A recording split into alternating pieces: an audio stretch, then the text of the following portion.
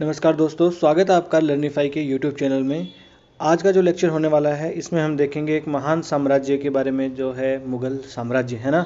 आज हम देखेंगे कि किस प्रकार से मुग़ल साम्राज्य की नींव भारत में पड़ती है, ठीक है। और इससे पहले वाले लेक्चर जो था उसमें हमने देख लिया था प्रांतीय राजवंशों के बारे में, है ना। जैसे गुजरात का राजवंश हमने देख लिया था, मालवा का कामरूप गंग शासक जो उड़ीसा के थे वो हमने देख लिए थे, है ना। इस प्रकार से वो हमने प्रांतीय राजवंश हैं वो देख लिए थे। आज के लेक्चर में हम देखने वाले हैं मुग़ल साम्राज्य की स्थापना के बारे में, और पहला जो मुग़ल शासक होता है जहीरुद्दीन बाबर के बारे में। तो चलो शुरू करते हैं आज का लेक्चर। और बड़ा मज़ा आने वाला आज के लेक्चर में, बड़ा कहानियों के तौर पर मैं आपको समझाऊंगा। बड़ा आप तो एक काम करिए, अगर आपके पास कुछ पॉपकॉर्न वगैरह है तो ले लीजिए और बढ़िया रिलैक्स होकर बैठ जाइए, है ना। और कुर्सी की डोरी बांध लीजिए, वही तो कुर्सी की पेटी बांध लीजिए और आराम से बैठ के शांति से सुनिए। बढ़िया कहानी के तौर पर आपको समझ में आएगा, है ना।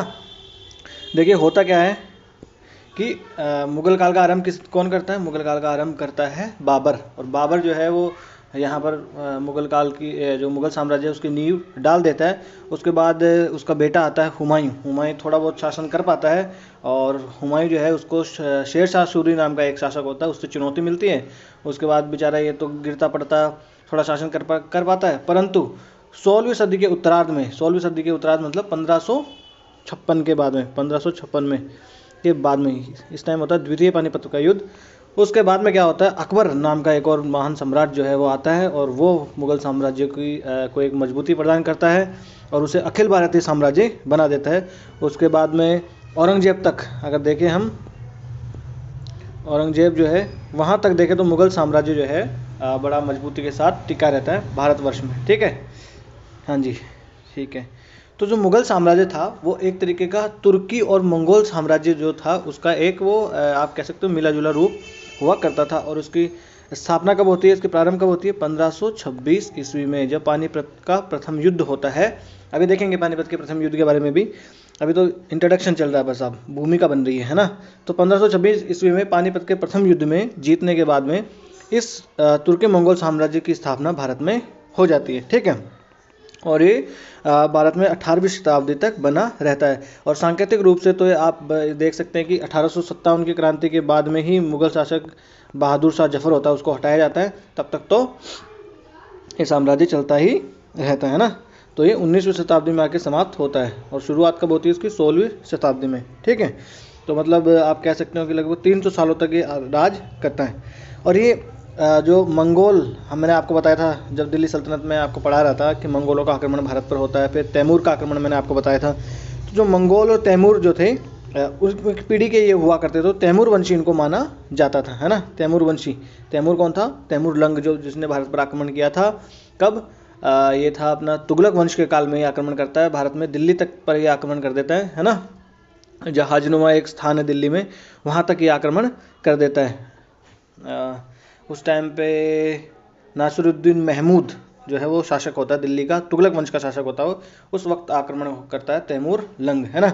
और इसने क्या किया, एक हिंद फारसी जो संस्कृति थी उसको ये विकसित करने में कामयाब होता है। कौन, ये जो मुग़ल साम्राज्य की स्थापना करता है बाबर, है ना। अब देखते हैं आगे, ये है तैमूर लंग, है ना। ये बड़ा ही क्रूर और इसको बड़ा आप कह सकते हैं कि जालिम शासक माना जाता है। ये भारत में आता है और बहुत लूटपाट मचाता है भारत में, है ना। दिल्ली तक को ये लूट के लेके जाता है, और ले जाके यहाँ के कारीगर वगैरह को भी लेके जाता है समरकंद में ले जाके, ये समरकंद वहाँ पर ये लेके जाता है, यहाँ से लूट बांट के अपनी इसकी राजधानी समरकंद हुआ करती थी, है ना। यह है तैमूर लंग। अब देख लेते हैं बाबर के बारे में। 1526 से लेके 1530 ईस्वी तक भारत में वो शासन कर पाने में सक्षम रहता है। तो इसका असली नाम होता है जहीरुद्दीन मोहम्मद बाबर। पूरा नाम देखिए इसका ये है, जहीरुद्दीन मोहम्मद बाबर। ये पैदा हुआ था 1483 ईस्वी में। ये पैदा हुआ था कहाँ, मध्य एशिया में एक छोटा सा जगह पड़ती है फरगना। फरगना एक तरीके की वैली है, घाटी है, तो वहाँ पर इसका जन्म हुआ था बाबर का। ये फरगना कहाँ पड़ता है वह भी दिखाऊंगा आपको। तो ये फरगना में इसका जन्म हुआ था, और ये तैमूर और चंगेज खान का वंशज हुआ करता था। चंगेज खान के बारे में सुना है ना, कि इस प्रकार से इतना दुर्दांत आक्रमणकारी वो हुआ करता था कि इतनी तेज गति से आक्रमण करता था कि सामने वाले को पता ही नहीं लगता था कि कब वो आक्रमण किया और कब मारकाट मच गई और कब चला गया, है ना। और वहीं तैमूर एक हुआ करता था ऐसा ही जिसने भारत को बहुत लूटा, तैमूर लंग। उसी की पीढ़ी से ये हुआ करता था, ठीक है। और वो जब 11 महीने का 11 साल और 4 महीने का था ना, तब भी उसके पिताजी जो है वो मर गए थे, है ना। अब्बा मर गए थे, है ना। पिता उमर शेख मिर्ज़ा, इसके जो पूर्वज जो थे वो सब अपने आगे मिर्ज़ा की उपाधि लगाया करते थे, मिर्ज़ा सरनेम लगाया करते थे। तो उमर शेख मिर्ज़ा, देखिए शायद पीसीएस में किसी में ये पूछ लिया था सवाल, इसके पिता का नाम उमर शेख मिर्ज़ा था या फिर बाबर के बेटों का नाम, है ना। तो वो ये कोई भी पूछा जा सकता है पीसीएस वगैरह में भी, और यूपीएससी का भी आजकल भरोसा नहीं है। तो एक एक चीज़ आपके लिए इंपॉर्टेंट है। तो उमर शेख मिर्ज़ा की मृत्यु हो जाती है इसके पिता की, और ये जब 11 वर्ष 4 महीने का होता है तभी ये राजा बन जाता है। फिर क्या होता है, 1497 ईस्वी में ये समरकंद को जीत लेता है, और बाद में बाबर फरगना को प्राप्त करने के लिए वापस जब समरकंद से ये चलता है, तो समरकंद पर कौन अधिकार कर लेता है, इसका चचेरा भाई होता है अली नाम का जो है वो इसके समरकंद पर ये अधिकार कर लेता है। यानी बेचारा ये समरकंद को जीत के, और समरकंद मान लो यहाँ है, और इसको समरकंद को जीत के वापस फरगना आ रहा होता है, जब वापस फरगना आ रहा होता है समरकंद को जीतकर, तो समरकंद का अधिकार कौन कर लेता है, इसका भाई जो चचेरा भाई होता है अली, वो इसके वहाँ पर अधिकार कर लेता है। कहाँ पर, समरकंद पर, ठीक है। परंतु इसकी वजह से क्या हुआ, 1498 ईस्वी में बाबर को 1 वर्ष से अधिक समय तक खानाबदोश के तौर पर इसको जीवन व्यतीत करना पड़ता है। परंतु 1 साल के अंदर अंदर ये वापस फरगना को जीत लेता है, उसके ऊपर अपना अधिकार कर लेता है, और फिर वो समरकंद को भी वापस जीत लेता है ना। परंतु उज्बेक लोग जो है उनके आक्रमण की वजह से इसको समरकंद भी छोड़ देना पड़ता है, और बाद में धीरे धीरे जो है फरगना भी इसके हाथ से निकल जाता है। यानी कि जहाँ पर ये था ना फरगना और समरकंद, वहीं से इसको निकल जाना पड़ता है, मजबूरी होती है बेचारे की, है ना। इसीलिए फिर ये देखता है कहाँ, भारत की ओर आने का ये रुख करता है। देखिए ये है अपना फरगना, ये आज के जो उज्बेकिस्तान है ना वहाँ पर पड़ता है फरगना, और ये समरकंद भी आज के उज्बेकिस्तान में ही पड़ता है ना। तभी तो उज्बेक लोगों ने इससे समरकंद छीन लिया था, है ना। देखिए यहाँ पर ये हुआ करता था इसका जन्म, कहाँ, फरगना आज का उज्बेकिस्तान, और कहाँ भारत में दिल्ली तक आकर इसने शासन किया था। देखिए ये देखो तो ये उज्बेकिस्तान है ना, यहाँ पर हुआ करता था, यहाँ पर, यहाँ से लेके देखिए कितनी दूर यहाँ तक आक्रमण करने के लिए आ जाता है ना। चले आगे। अब जो है इससे समरकंद भी चला गया, इससे फरगना भी चला जाता है, परंतु 1504 ईस्वी आते आते ये क्या कर लेता है, काबुल पर अधिकार करने में सफल हो जाता है। और ये काबुल कहाँ पड़ता है, काबुल पड़ता है अफगानिस्तान में, है ना। तो काबुल पर ये अधिकार करने में कामयाब हो जाता है। उसके बाद वे कंधार और हेरात पर भी विजय प्राप्त कर लेता है ना। देखिए ये अपना है कंधार, ये देखिए ये है अपना काबुल यहाँ पर, और यहाँ पर है कंधार। तो काबुल पर अधिकार कर लेता है, फिर कंधार पर भी ये अधिकार कर लेता है। समझ में आ गया आपको बात। तो ये क्या करने में, देखिए ये कंधार और हेरात पर अधिकार करने में भी ये कामयाब हो जाता है, ठीक है। और उसके बाद क्या करता है, 1516 ईस्वी में वापस एक बार से ये समरकंद जाता है और समरकंद को जीत लेता है, परंतु ये जीत उसकी स्थायी साबित नहीं हो पाती है, ठीक है। और परंतु बाद में ये क्या करता है, अपनी उपाधि जो मिर्जा थी ना, इसके जो पूर्वज उपाधि धारण किया करते थे मिर्जा, ये मिर्जा की उपाधि को त्याग देता है और खुद को कौन सी उपाधि प्रदान कर लेता है, पादशाह, है ना। जैसा बादशाह होता है वैसा पादशाह, तो पादशाह की उपाधि ये धारण कर लेता है, ठीक है। अब जो है बाबर ने क्या किया, 1519 आते आते ये किधर ध्यान देता है, ये ध्यान देता है भारत की तरफ। देखिए ये कहाँ से, उज्बेकिस्तान में था समरकंद, फरगना से फिर नीचे आया काबुल को जीत लिया, है ना। फिर हेरात को इसने जीत लिया, है ना। काबुल को जीत लिया, हेरात को जीत लिया, देखिए ये कांधार जीत लिया, काबुल जीत लिया, हेरात जीत लिया। इस प्रकार से ये जीतता जीतता नीचे की तरफ आ जाता है, और बाद में इसका ध्यान कहाँ जाता है, इसका ध्यान जाता है भारत की और भारत में जो है ये हमला करता है भेरा, खुशाब और चिनाब के प्रदेशों पर ये जीत प्राप्त कर लेता है ना। चिनाब नदी जहाँ है वहाँ के प्रदेशों पर ये अधिकार कर लेता है धीरे धीरे, क्योंकि वहीं काबुल के पास में ही पड़ता है, ज़्यादा दूर नहीं है ना, वहाँ पर ये अधिकार कर लेता है। फिर 1520 आते आते वो बदख्शां को जीत लेता है ना। अब ये बदख्शां कहाँ है, ये देखिए ये बदख्शां है, ये आपको दिखाऊँ मैं, ये जो है ना ये अफ़गानिस्तान का एक प्रदेश पड़ता है बदख्शां, है ना। ये है बदख्शां, ये बदख्शां जो है यहाँ पड़ता है अफ़गानिस्तान में, है ना। ये अपना प्यारा भारत देश है, ये पाकिस्तान है, ये तो कोई प्यारा नहीं है, ये अफ़गानिस्तान है, अफ़गानिस्तान। तो अफगानिस्तान का एक क्षेत्र पड़ा करता था बदख्शां। तो ये बदख्शां को जीत लेता है बाद में 1520 में आते आते, और हुमायूं को जीत के दे देता है कि भैया इसका शासन तू संभाल। तो हुमायूं उसका बेटा है ना। अब इसके बेटों के बारे में जानकारी मिलती रहेगी धीरे धीरे।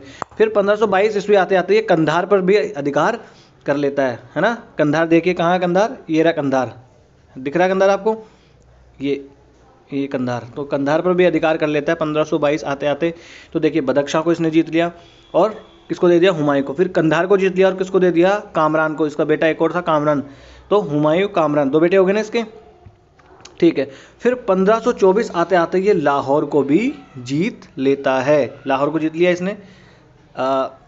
लाहौर को जीत के ये क्या करता है, उस टाइम पे भारत का राजा जो सुल्तान होता है वो होता है लोधी वंश का इब्राहिम लोधी, है ना। मैंने आपको बताया था बहलोल लोधी, उसके बाद सिकंदर लोधी, उसके बाद आता है इब्राहिम लोधी। और इब्राहिम लोधी जो है वो जब सुल्तान होता है भारत में, उस टाइम पे ये लाहौर पर हमला कर देता है। और इसका चाचा होता है अलाउद्दीन शाह, है ना। इसको आलम शाह भी कहते हैं, आलम शाह। इसको जीत कर ये अलाउद्दीन शाह जो है ना, ये वहाँ का गवर्नर ही हुआ करता लाहौर का। ये जीत लेता है और लाहौर को इसके अधीन कर देता है। इसके चाचा होता है अलाउद्दीन को सौंप देता है, ठीक है।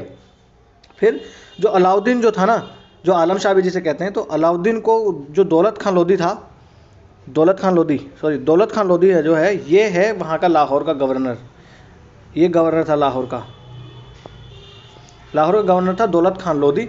तो अलाउद्दीन को जीत कर जब ये दे देता है तो दौलत खान लोधी वहाँ का जो गवर्नर होता है वो उसको काबुल भगा देता है। किसको, अलाउद्दीन को, है ना। अलाउद्दीन शाह या आलम शाह एक ही बात है ये, ठीक है ना। इन लोगों को फिर इसको ये वहाँ पर भगा देता है। अब क्या होता है आगे कुछ इस प्रकार से होता है। हाँ, यहाँ आप मैं समझा देता हूँ, यहीं समझा देता हूँ, यहाँ समझा देता हूँ। तो फिर ये जो आलम शाह होता है, आलम शाह, ये जो अलाउद्दीन था, अलाउद्दीन, है ना, ये उसका चाचा था इब्राहिम लोधी का। और ये दौलत खान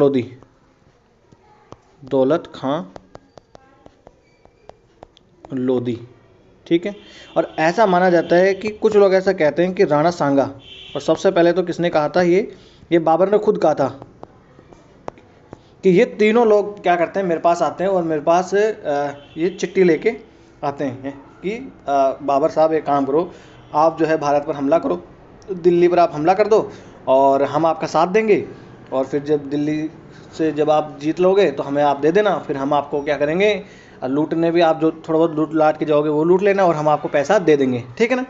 ऐसा कहता है कौन, ऐसा कहता है बाबर, कि ये तीनों लोगों ने मेरे को चिट्ठी लेके मेरे पास आए और मुझे बोला कि आप आओ और भारत पर हमला कर दो। क्यों हमला कर दो, क्योंकि जो ये इब्राहिम लोधी जो था, ये अपने बाप और अपने दादा के, जो अपना बाप और इसके जो और पूर्वज थे ना, उसके विपरीत ये बड़ा ही क्रूर हुआ करता था। तो जो अमीर लोग जो थे, है ना, दरबार में, वो सब इससे चिढ़ते थे, बड़ा ही क्रूर आदमी हुआ करता था।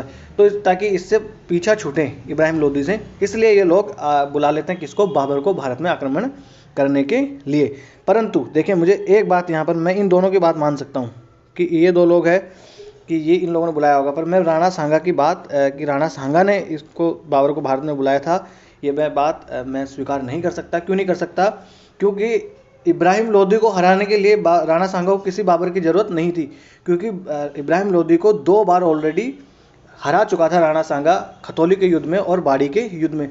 तो जो अकेला आदमी 2 बार हरा चुका हो, वो उसको दूसरे राजा की बुलाने की कहाँ आवश्यकता है। ये राणा सांगा का नाम जो है सिर्फ और सिर्फ इसका जिक्र सिर्फ मिलता है तो बाबर की जो है ना, जो बाबर की आत्मकथा है, सिर्फ उसी में ही मिलता है, तुझो के बाबरी में ही इसका जिक्र मिलता है। और वो बाबर जो है ना, वो इसलिए ये बात लिखता है ताकि मैं राणा सांगा पे हमला जो मैं कर रहा हूँ उसको मैं वैलिड ठहरा सकूं। ताकि जिस प्रकार से अंग्रेज भी तो क्या करते थे ना, अंग्रेज जब भारत की जो रियासतें थे उनको लूट लेते थे तो क्या कहते थे कि यहाँ पर कुशासन हो रहा है ना, यहाँ के लोग, राजा को शासन नहीं करना आ रहा है, इसलिए हम यहाँ की जो रियासत है उसको हड़प ले रहे हैं ना। हाँ, तो इस सेम जो है वो भी बाबर ने राणा सांगा पर ये इल्ज़ाम लगाकर उसके ऊपर हमला करके, ताकि मेरे एक नैतिक समर्थन प्राप्त हो जाए, है ना। तो ये तीनों लोग जो है, तीनों लोग तो छोड़ो, ये दोनों लोग जो है बाबर को बुला लेते हैं भारत में हमला करने के लिए दिल्ली पे, ठीक है। अब आ जाता है 1526 का टाइम और पानीपत का मैदान। आप जो है कल्पना करते रहिए। पानीपत का मैदान है, पानीपत कहाँ पड़ता है? पानीपत पड़ता है हरियाणा में, है ना। पानीपत का मैदान है और वहाँ पर आमने सामने होती है सेना। एक तरफ बाबर होता है और एक तरफ होता है इब्राहिम लोदी, इब्राहिम लोदी, ठीक है। और इब्राहिम लोदी भारत का सुल्तान है। बाबर जो है वो आपको पता ही है, अफगानिस्तान में काबुल, कंधार ये जीत चुका है और लाहौर ऑलरेडी जीत चुका है ना। तो इन दोनों के बीच में इनकी सेना है आमने सामने 1526 ईस्वी में, ठीक है। बाबर क्या करता है? देखिए, बाबर की सेना इसमें इब्राहिम लोदी से कम थी और बहुत कम थी बाबर की सेना जो है इब्राहिम लोदी से। बाबर इसमें क्या करता है? तुलगमा रण पद्धति को अपनाता। अब ये तुलगमा रण पद्धति क्या होती है? देखिए, इससे पहले युद्ध होता था, ये तुर्की पद्धति हुआ करती थी, इसने तुर्क लोगों से सीखी थी ये। भारत में जब भी पहले युद्ध होता था तो भारत वाले क्या किया करते थे कि भैया 1 on 1 युद्ध हुआ करते थे। जैसे मैं आपको समझाऊं कि भैया 2 लोग इधर से आ रहे हैं ना, ऐसे, तो 2 लोग इधर से जाएंगे, ऐसा युद्ध पहले हुआ करता था। इस प्रकार से युद्ध भारत में पहले हुआ करता था। परंतु जो है बाबर ये तुलगमा पद्धति अपना के लेके आ गया। यानी अगर एक सैनिक इधर से आ रहा है तो ये जरूरी नहीं कि इसे 1 on 1 फाइट ही होगी। ये क्या करते थे? सेना को 3 भागों में बांट लेते थे। एक सेंटर में हो गई, एक राइट में हो गई, एक लेफ्ट में हो गई। सेंटर वाली यहाँ जाएगी और ये वाली सेना जो है एकदम पीछे से घेर के इनको मारेगी। इस प्रकार से ये तुलगमा पद्धति अपनाते थे। मैं आपको चित्र भी तुलगमा पद्धति का दिखा देता हूँ। देखिए, इस प्रकार से तुलगमा पद्धति अपनाई जाती थी। ये है बाबर की सेना यहाँ पर, है ना, ये अपनी बाबर की सेना है और ये यहाँ पर इब्राहिम लोदी की सेना है। तो होता क्या था? इब्राहिम लोदी की सेना तो इस पर सीधा सीधा युद्ध करती थी, पर ये लोग क्या करते थे? 3 तरफ से, देखिए ये राइट हो गया, ये लेफ्ट हो गया और ये बीच में से हो गया। इस प्रकार से तीनों ओर से घेर के मारते थे। अब देखिए, ये वाला सैनिक है, इसको इससे भी लड़ना पड़ रहा है, इससे भी लड़ना पड़ रहा है, इससे भी लड़ना पड़ रहा है ना। इस प्रकार से इब्राहिम लोदी की सेना भाग जाती है, इब्राहिम लोदी को पकड़ लिया जाता है और इब्राहिम लोदी को वहाँ पर मार दिया जाता है ना। और ये है, देखिए, पानीपत। दिल्ली से उत्तर की तरफ आप जाते हैं तो वहाँ पर पानीपत है, वहाँ पर ये लड़ाई होती है ना। तो इस प्रकार से तुलगमा रण पद्धति अपना के ये हरा देता है। इसकी सेना जो है कम होती है परंतु ये फिर भी हरा देता है, ठीक है। ये सेना को 3 भागों में बांट देता है। अपने पुत्र, इसका बेटा होता है हुमायूं, उसको दाहिना भाग दे देता है और सुल्तान मिर्जा को बायां भाग में दे देता है। और खुद जो है वो 2 इसके पास निपुण तोपची होते हैं। तोपची मतलब जो तोप चलाने में माहिर होते हैं, एक तो अली और मुस्तफ़ा। तो अली और मुस्तफ़ा नाम के 2 इसके पास तोपची होते हैं। उनके सहायता से ये संभालता बीच का भाग, है ना। कौन से को कौन सा भाग सौंपा ये एग्जाम में नहीं पूछा जाएगा। आप सोचो, समझो इतना कि 3 भागों में इसने अपनी सेना को बांट लिया और अली और मुस्तफ़ा की मदद से मध्य भाग जो इसने खुद ने संभाल लिया। अब इब्राहिम की सेना पर हमला किया गया। इब्राहिम जो है वो मर गया, पराजित हुआ और रणभूमि में ही मारा जाता है। और उसके बाद में दिल्ली और आगरा पर अधिकार कर लिया किसने? बाबर ने, ठीक है। और उसने खुद को भारत का यानी हिंदुस्तान का बादशाह घोषित कर दिया। और इस प्रकार से भारत में मुगल वंश की स्थापना हो जाती है 1526 ईस्वी में। और जब ये जीत जाता है तो ये क्या करता है? जो काबुल का जो भी बंदा होता है, हर काबुल के निवासी को 1-1 चांदी का सिक्का ये देता उपहार स्वरूप। और इसी उदारता के कारण बाबर को कलंदर की उपाधि भी दी गई थी, ठीक है। तो ये तो देख लिया हमने पानीपत का प्रथम युद्ध, है ना। पानीपत का प्रथम युद्ध 1526 ईस्वी, डेट आपको याद रखनी है ना। 1526 ईस्वी किसके किसके बीच में? बाबर वर्सेस इब्राहिम लोदी। अगर वंश पूछे तो मुगल वर्सेस लोदी वंश के बीच में हो जाती है। इब्राहिम लोदी मारा जाता है, इसको मार दिया जाता है और दिल्ली और आगरा पर अधिकार किसका हो जाता है? मुगलों का, यानी बाबर का दिल्ली और आगरा पर अधिकार हो जाता है। दिल्ली प्लस आगरा पर अधिकार हो जाता है, ठीक है। अब क्या होता है? सही बात तो क्या होती है भाई, दिल्ली को इसने जीत लिया, आगरा को इसने जीत लिया। अब दिल्ली के नज़दीकी एक और शक्तिशाली राजा कौन हुआ करता था? राणा सांगा। कहाँ का राजा था ये? मेवाड़ का राजा। और आसपास के बहुत, मतलब ये आसपास में इसकी बड़ी इज्जत थी और मेवाड़ की हमेशा से ही रही है। बड़ा शक्तिशाली राजा ये हुआ करता था, बड़ा शक्तिशाली। और ये जो है दिल्ली के एकदम पास में ही था। तो देखिए, अगर एक महत्वाकांक्षी राजा होगा तो उसको उसके नाक के नीचे एक और बड़ा शक्तिशाली राजा उसको नहीं सुहाएगा या उसको अच्छा नहीं लगेगा। तो ये क्या करता है? अब इसकी उसकी, किसकी, बाबर की।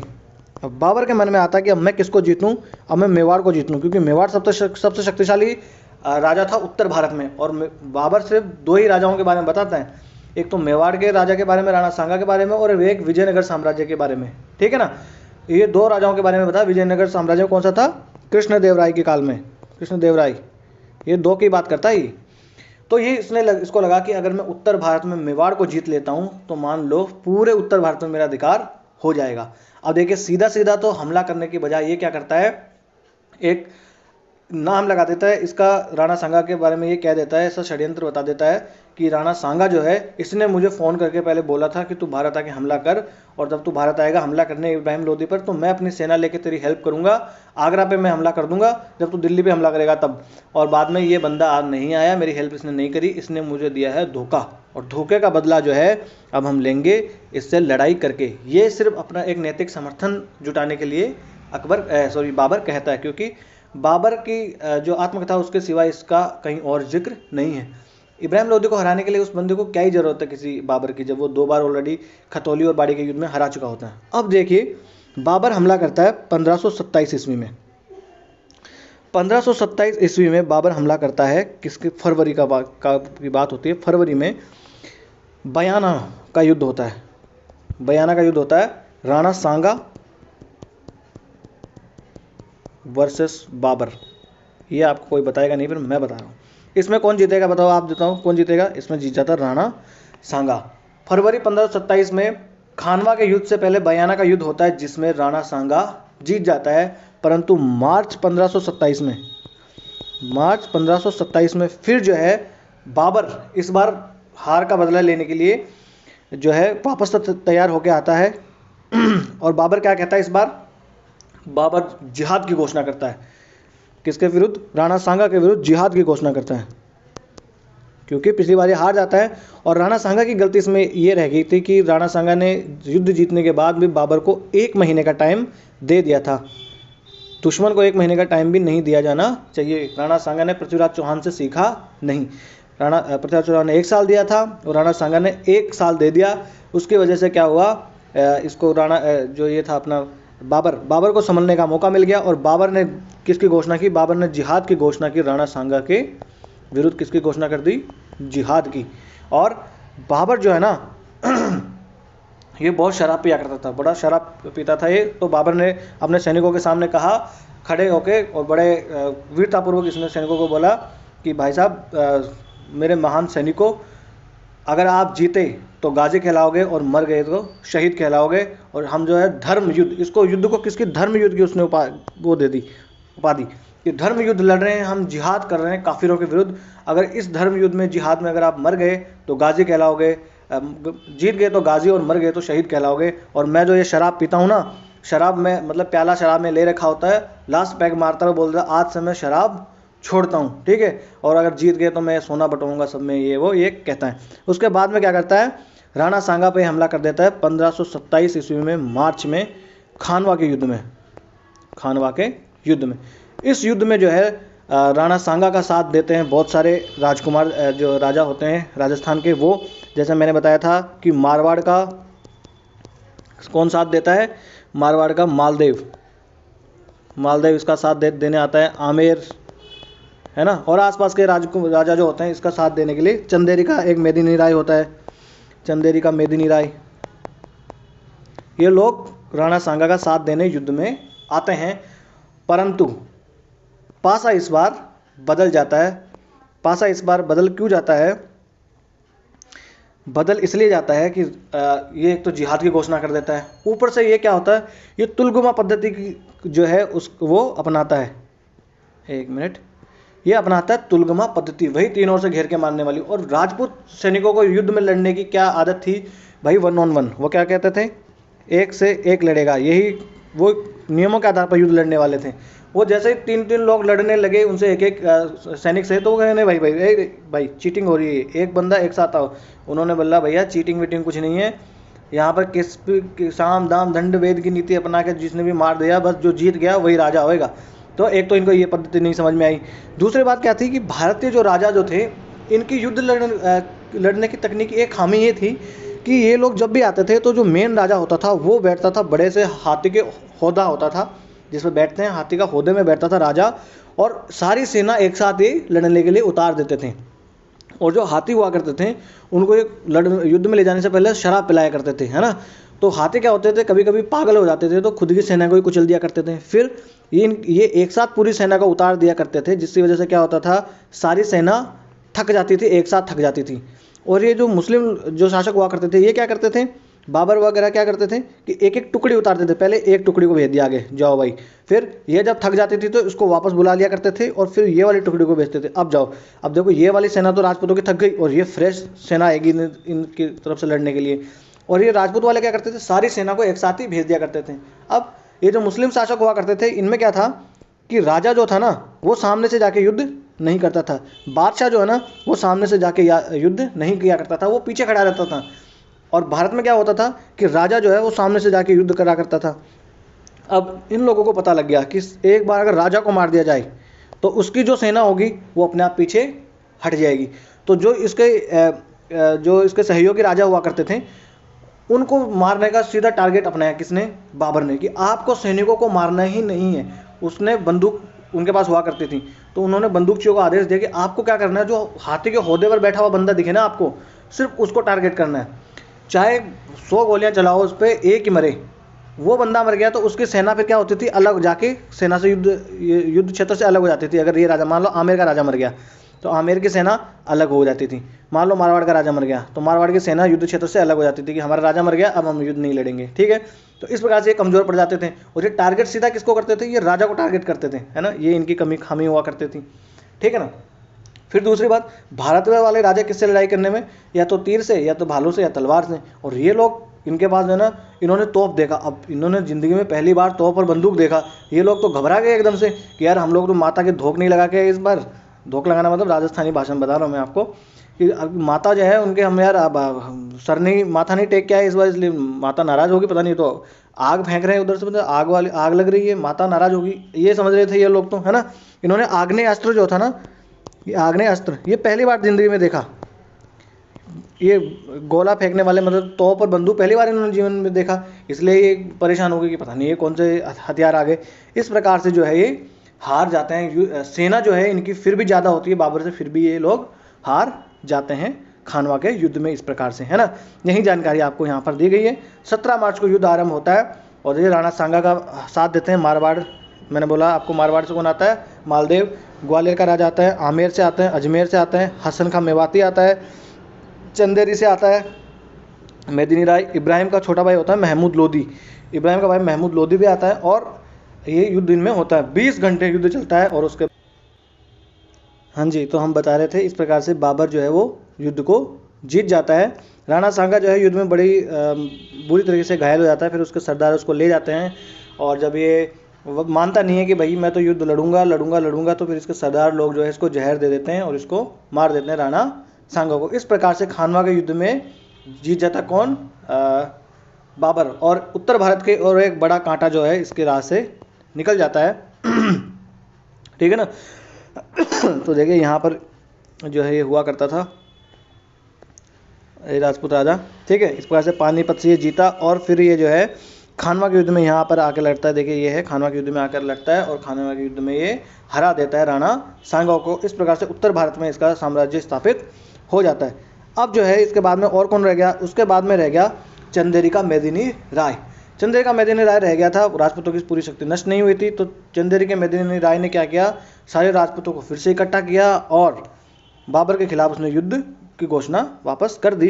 तो 1528 में देखिए चंदेरी का युद्ध होता है और चंदेरी के युद्ध में बाबर जीत लेता है और बहुत सारे राजपूत सैनिकों को वो मौत के घाट उतार देता है। राजपूत स्त्रियों को जौहर कर लेना पड़ता है। जौहर देखिए क्या होता है, जौहर में जो राजपूत स्त्रियाँ होती है वो जलती आग में कूद जाती हैं, वो होता है जौहर, ठीक है। उसके बाद क्या हुआ, उत्तर भारत में जब चंदेरी का मेदिनी राय भी मर गया, उसके बाद में उत्तर भारत में उसकी शक्ति को ललकारने वाला कोई नहीं बचा। अब एक बंदा और बचा, कौन, महमूद लोदी। अब महमूद लोदी कहाँ भाग जाता है, महमूद लोदी भाग जाता है बिहार, ठीक है ना, बिहार चला जाता है, ठीक है। और बिहार जब ये चला जाता है तो महमूद लोदी के विरुद्ध जो है वो इसका बेटा होता है बाबर का अस्करी को भेजता है ये कि अस्करी बेटा तू जा। तो देखिए हुमायूं इसका बेटा हो गया, एक कामरान हो गया और एक अस्करी हो गया, एक हुमायूं, एक कामरान, एक अस्करी, एक हिंदाल, ये 4 बेटे होते हैं इसके, है ना। तो इसने अस्करी को भेजा कि बेटा तू जा और ये महमूद लोदी को पकड़ के लेके आ। अब ये जाता है बिहार इससे लड़ने के लिए, इसके साथ साथ ही ये जो है महमूद लोदी जो है बाबर जो है वो भी चला जाता है इसके पीछे पीछे कि चल कोई नहीं मैं देखता हूँ क्या होता है। अब बाबर जो है घाघरा के एक स्थान है बिहार में, वहाँ पर पड़ता है, वहाँ जो है एक तरफ बाबर हो जाता है और एक तरफ हो जाता है महमूद लोदी। महमूद लोदी कौन था, अफगान था ना, हाँ। तो इनके बीच में जो है युद्ध होता है और लास्ट में महमूद लोदी को भी मार दिया जाता है और घाघरा जो था वहाँ मतलब बिहार तक अधिकार हो जाता है किसका, बाबर का, ठीक है। फिर 1530 ईस्वी में जो है बाबर की मृत्यु हो जाती है क्योंकि शराब बहुत पिया करता था। ये खानवा के युद्ध में घोषणा करता है कि मैं शराब नहीं पीऊँगा, पर युद्ध जीत जाता है, उसके बाद में वापस पीना शुरू कर देता है, है ना, ठीक है। बाद में इसके सैनिक पूछते हैं कि महाराज आप तो कह रहे थे कि शराब नहीं पीऊँगा, तो बाद में कहता कैसा लगा मेरा मजाक, है ना। तो ये मजाक कर रहा होता, मतलब अपने सैनिकों को उत्साहित करने के लिए तब इसने बोल दिया था। फिर वह 48 साल का था ना, तभी ये मर गया था और उसको दफनाया कहाँ जाता है, काबुल में इसको दफना लिया जाता है। तो देख लिए ये हमने एक साम्राज्य के बारे में देख लिया। ये युद्ध कौन सा पहले हुआ कौन सा बाद में हुआ, ये युद्धों की कार्यक्रम आपको याद रखना है और कौन सा युद्ध किसके बीच में हुआ था ये आपको याद रखना है। क्वेश्चन पूछा जा सकता है, यूपीएससी का कोई भरोसा नहीं है। वैसे तो बड़े मैंने आपको एक कहानी के तौर पर मैंने आपको ये पढ़ाया है ना। तो आज का लेक्चर जो है हम करते हैं यहीं समाप्त। इस लेक्चर की पीडीएफ आपको अगर चाहिए तो आप जाइए लर्निफाई अनलॉकिंग नॉलेज के नाम से एक चैनल है अपना टेलीग्राम पे, वहाँ पर यहाँ से आप स्कैन भी कर सकते हैं। और अगर वीडियो आपको अच्छा लगा हो तो लाइक कीजिए और चैनल को सब्सक्राइब कर लीजिए। और अगर कोई सलाह लेनी हो या कोई सलाह देनी हो तो आप हमें कमेंट्स बॉक्स में लिखते रहिए। बड़े ही लोकतांत्रिक ढंग से हम अपने इस छोटे से परिवार को आगे बढ़ाएंगे। नमस्ते, धन्यवाद।